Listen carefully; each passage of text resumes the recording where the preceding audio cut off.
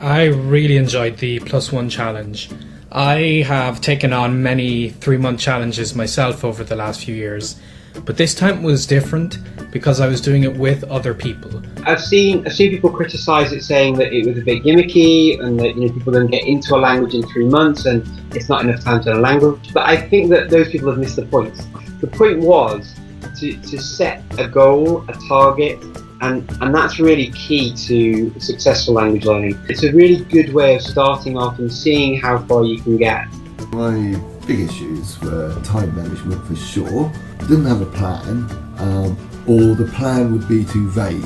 I studied my chosen language using only books. I had never made contact with a native speaker, and I purely just had reading skills.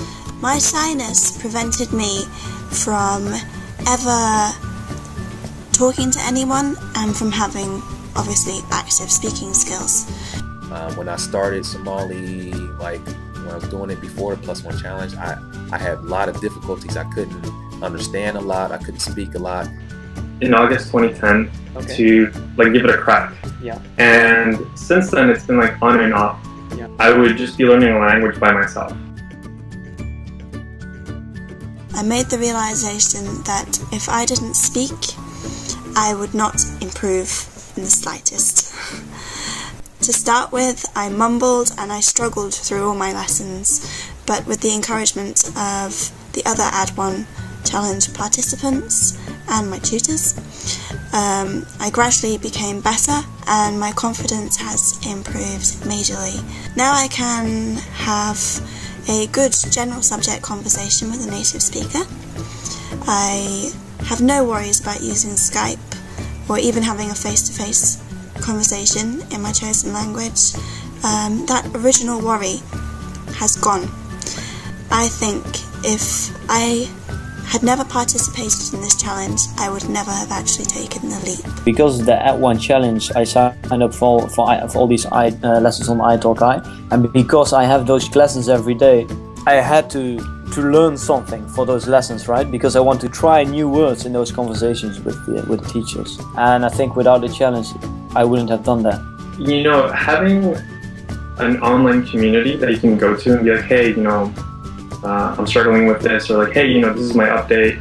It's awesome to know that other people are learning Russian too. It's oh, okay, so Marco's learning Russian, great, that's awesome. Let me see what is video update, what is he up to? So I'm really loving the +1 challenge. My progress for Somali has been great. I made significant progress. I've been practicing every day. I've been very, very consistent. Whenever you make significant progress, it's always a good feeling. I know a couple people personally who participated in this challenge, and they've made a lot of progress in the language that they chose for this particular challenge.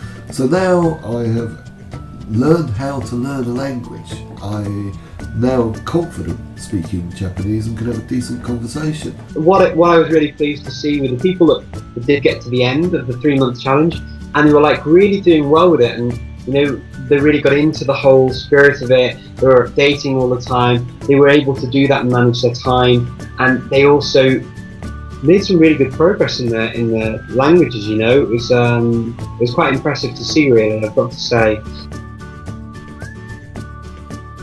I look at this as a major contribution to the language communities.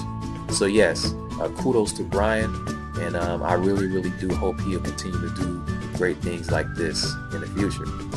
I would urge anybody that is considering taking a foreign language and would like to participate in the challenge, regardless of whether you're shy or not, to come and join us and study together. Anybody out there wanting to learn a language, +1 challenge, your weapon of choice, except no substitute. It's the bomb. So I would highly recommend you sign up to the +1 challenge and give it a go yourself.